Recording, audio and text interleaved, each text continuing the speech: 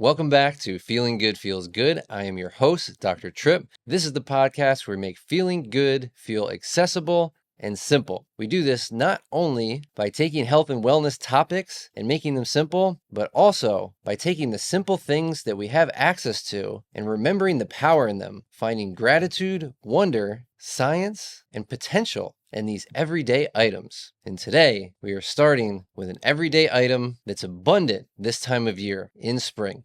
All right, so when was the last time you actually thought about a raspberry? Like really thought about it, not just threw a handful in your yogurt or grabbed some off a dessert tray at a restaurant.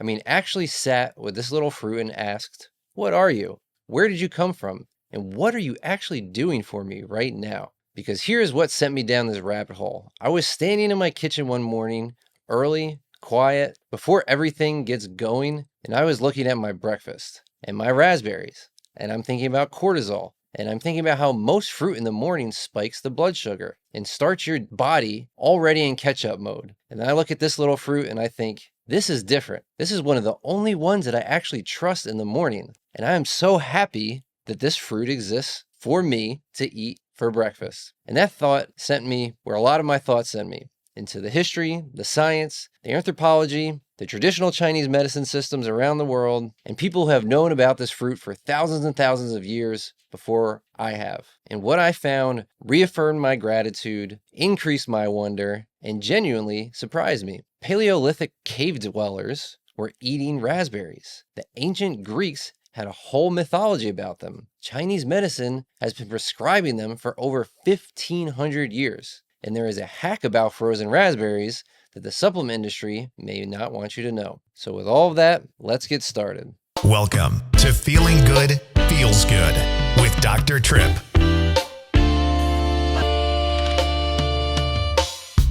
Welcome to a state of feeling good.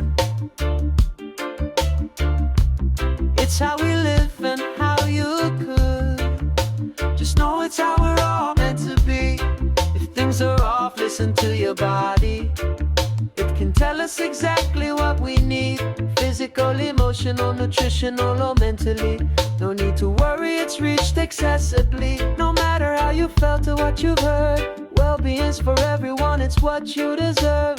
Ease and joy are yours once it's understood. No need to fear, because feeling good feels good.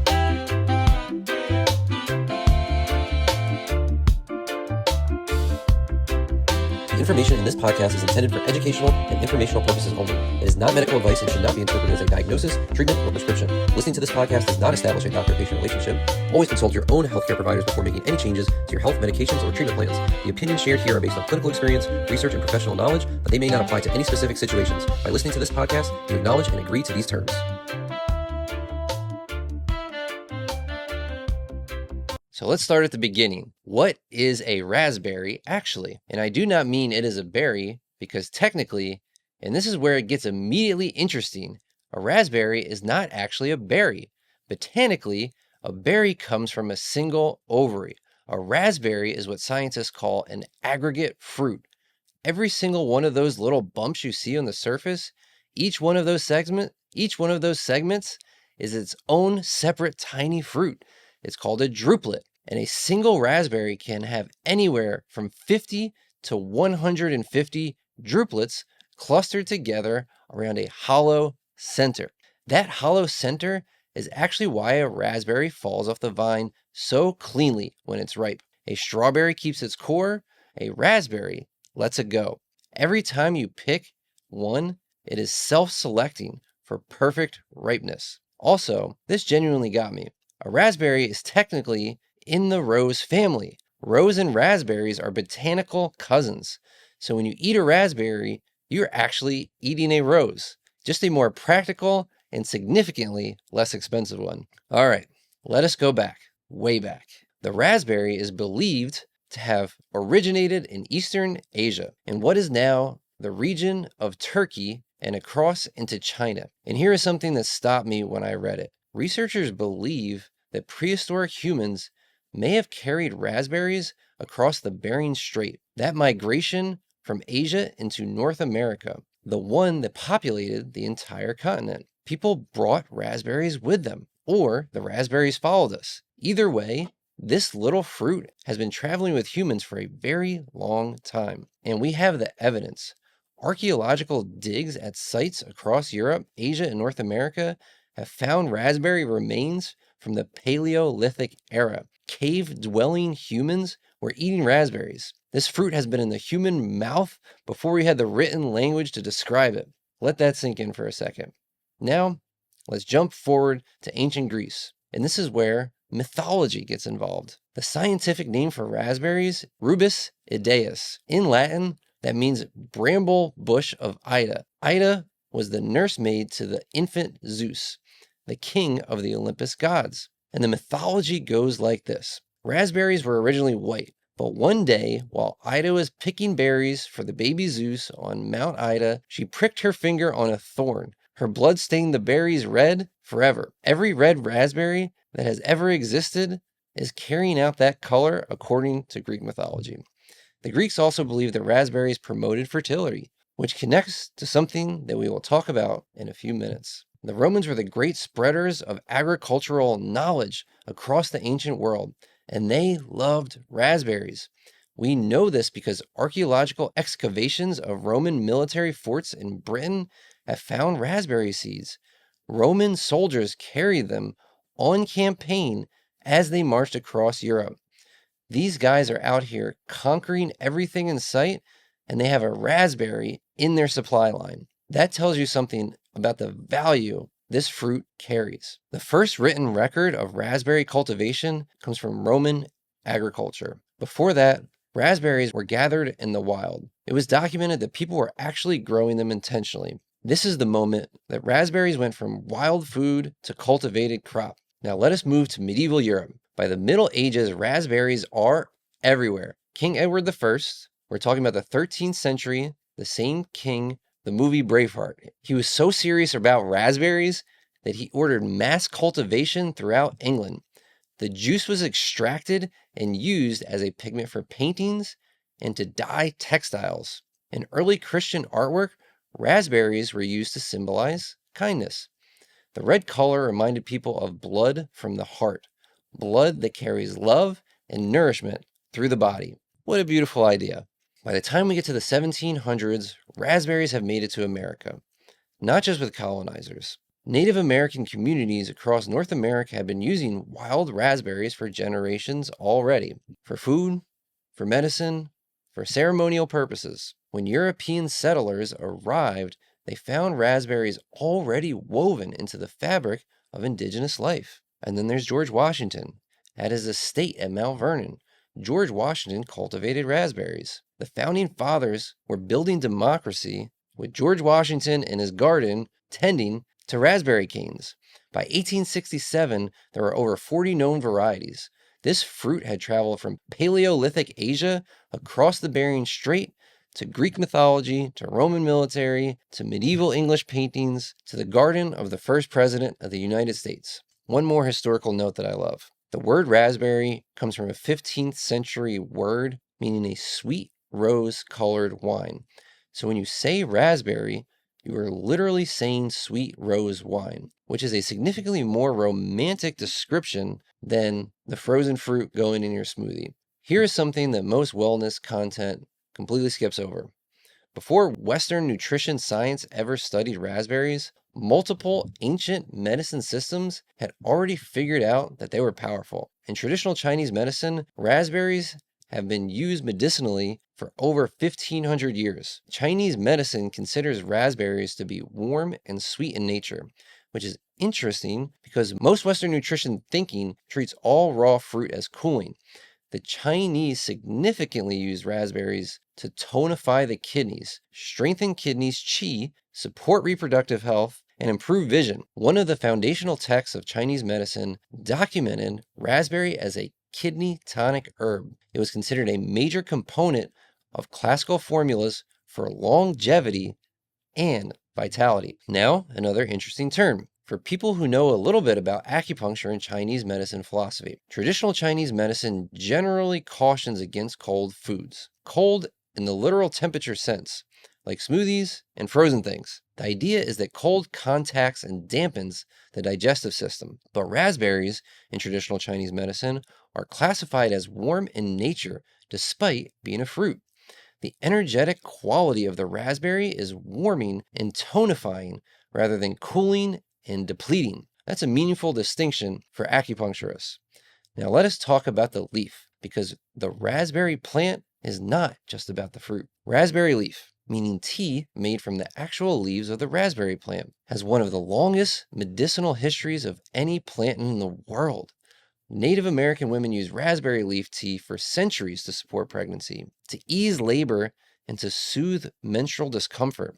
European herbalists documented the same uses independently. Greek and Roman physicians used it. Ayurvedic medicine in India used it as well. What they all noticed across completely different cultures with no contact with each other is that raspberry leaf seems to have a specific relationship with the uterine muscle tissue.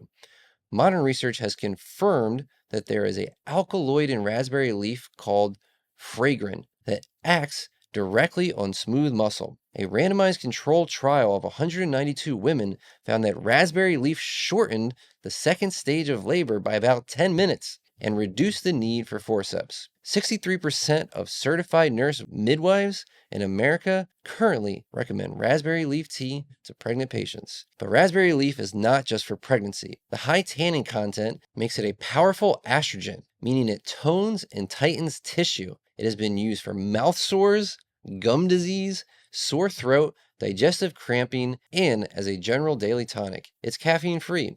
It tastes like a mild black tea. It is one of the most underused wellness tools sitting in health food stores everywhere. Okay, now let us talk about what raspberries actually do when inside the body, because things get, again, even more interesting. First, fiber. I want to spend real time here because the fiber profile of a raspberry is not like other fruits. 1 cup of raspberry has 8 grams of fiber. 8 grams. That is more than most protein bars, more than a slice of whole wheat bread, more than a cup of oatmeal from a fruit. But it is not just the quantity of fiber, it's the kind. Raspberry contains both soluble and insoluble fiber. Soluble fiber dissolves in water and forms a gel in your digestive tract. It slows digestion. It feeds your good gut bacteria. It buffers the absorption of glucose, so your blood sugar is released slowly instead of spiking. Insoluble fiber does not dissolve. It adds bulk. It supports healthy digestion and keeps things moving through your system. Most fruits lean heavily towards one type. Raspberries have meaningful amounts of both. That combination is part of why the blood sugar response to raspberries is so gentle, especially when compared to other fruits. Here's a part that genuinely impressed me. Raspberries also contain a compound called ellagitannins. These are antioxidants unique to a small number of foods. When you eat these, your gut bacteria convert into something. This is the part that should make you put down the episode and go buy raspberries. They have been shown in research to support mitochondrial health. Your mitochondria are the energy-producing structures inside your cells. They are literally how your body generates fuel that it runs on. Supporting mitochondrial function means better cellular energy.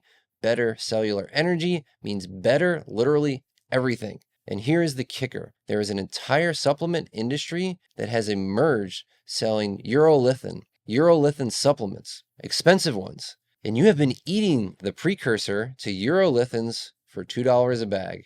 The whole food almost always wins over the supplement. Now, let's talk about sugar. 1 cup of raspberries has about 5 grams of sugar. For context, 1 cup of grapes has about 23 grams. 1 banana has about 14 grams. Even a cup of orange juice pushing 25 grams. Raspberries are one of the lower sugar fruits that exists. And because the sugar comes wrapped in 8 grams of fiber, the absorption is slow and steady. Your blood sugar's needle barely moves. The antioxidant profile deserves mention too. Raspberries are loaded with anthocyanins. Those are the compound that give the deep red color. Anthocyanins are also neuroprotective. research has linked them to improved memory, reduced brain aging, and protection against cognitive decline. They are also strongly anti-inflammatory.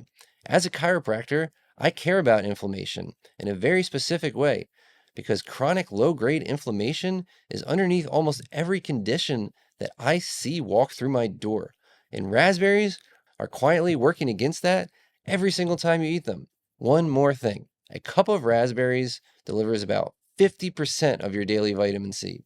Your immune system, your skin, your collagen are all getting served by a handful of fruit. Okay, a couple things that most people may not know that could potentially change how you shop and how you eat this fruit. Frozen raspberries, while not something that traditional Chinese medicine practitioners love, are often more nutritious than fresh ones. Yes, I know this goes against some of our instincts, but here's why it's true. Raspberries have one of the highest respiration rates of any fruit. Respiration is the process where a fruit uses its own stored nutrients to maintain cellular function, keep it alive, after being picked. Raspberries are so alive and so active that they're literally burning through their own nutrition just sitting in a container. Fresh raspberries from a grocery store have been picked, packed, transported, and sitting on a shelf, sometimes for 3 to 5 days. By the time you eat them, they have lost a significant portion of their vitamin C and antioxidant content. Frozen raspberries are picked at peak ripeness, when nutrient levels are highest. Flash frozen within hours. The freezing process stops respiration completely. Studies show that frozen raspberries preserve 90 to 95% of their vitamins and antioxidants, while fresh berries stored for 5 days can lose 30 to 50% of their vitamin C. You are not buying an inferior product when you buy frozen. You are buying smarter. Also, frozen raspberries are significantly cheaper, and they last up to 12 months in your freezer. The barrier of raspberries are expensive and go bad can be completely removed. I know that is a common block from people buying raspberries. Here's another one. Raspberry ketones. You have probably seen them at GNC or in supplement stores or in a weight loss compound. The supplement industry turned raspberry ketones into a massive trend, but raspberry ketones are a natural compound found in raspberries. The supplement version is almost like a synthetic. You want raspberry ketones, but just get them from raspberries. The real version inside the real food, working alongside the 8 grams of fiber and full antioxidant profile, is not the same as a synthetic compound in a capsule. Okay, another one. If you buy fresh raspberries and you want to extend them, do not wash them until right before you eat them. Water accelerates the deterioration. Store them dry in the refrigerator in a single layer if possible. And if you see that they are about to turn, freeze them immediately. Do not let them go to waste. The frozen version will serve you just as well. Today, raspberries are one of the most consumed fruits in the world. Russia, the United States, and Poland are the top 3 producing countries. Washington State alone produces 70 million tons annually. Okay, some more practical tips. How do you actually get raspberries working for you? We talked about buying them frozen. We have already established this.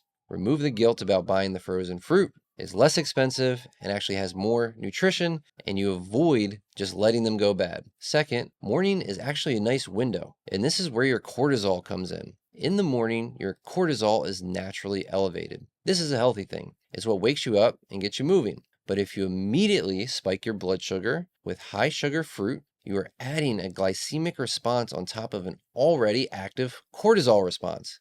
Your body is managing 2 things before you have even started your day. Raspberries do not do that. The sugar is low enough and the fiber is high enough that your blood sugar moves slowly. Your gut gets fed early, your antioxidants are in before you have done anything else, and you are starting your day a place of settled instead of a place of spiked. Third, pair them with fat or protein. Greek yogurt, eggs on the side, small amount of oatmeal with some nut butter. The fat or the protein slows absorption even further and makes this a genuinely complete morning nutritional moment. Fourth, try raspberry leaf tea. Completely different experience from the fruit. Tastes like a mild, earthy black tea. It's caffeine free. It's rich in minerals, vitamin C, calcium, iron, magnesium. If you are someone who deals with digestive cramping, menstrual discomfort, or you just want a daily tonic that has been trusted across multiple cultures for thousands of years, raspberry leaf tea is worth having in your cabinet. Fifth, don't overthink it. A handful of frozen raspberries, thawed overnight, or run under warm water for 2 minutes is already doing something real for your mitochondria, your gut bacteria, your blood sugar, and your inflammation levels. You do not need a plan, you just need to have them around. Just keep them in your freezer and remember to pull them out for a meal or snacks. Okay, here's one part I've been holding on to. I am a chiropractor who studied nutrition. I have also studied anthropology and sociology, which means I think about food not just as biochemistry, but as culture, as something humans have had relationships with for thousands of years. And because all of that, I think carefully about what I put in my body in the morning, because the first thing you eat sets the metabolic tone for the next several hours. And the only fruit that I really trust in the morning is raspberries. Not because they are trendy, not because someone told me to, but because when I actually looked at the data on fruit and blood sugar and cortisol and what I want my body to be doing in the first quiet hours of the day, raspberries kept coming up as the answer. So I don't eat them every morning for breakfast, but if I do want fruit in my morning, it is really the only one that I like to incorporate. This might be with toast and peanut butter, in some high-fat, high-protein Greek yogurt. I generally stay away from too many oats in the morning, so it might be just as a side next to my eggs, or even in a smoothie. I'm feeding my gut bacteria, my cortisol has a chance to de-escalate, I'm giving my body some sugar to burn at a slow rate, I'm delivering antioxidants and vitamin C,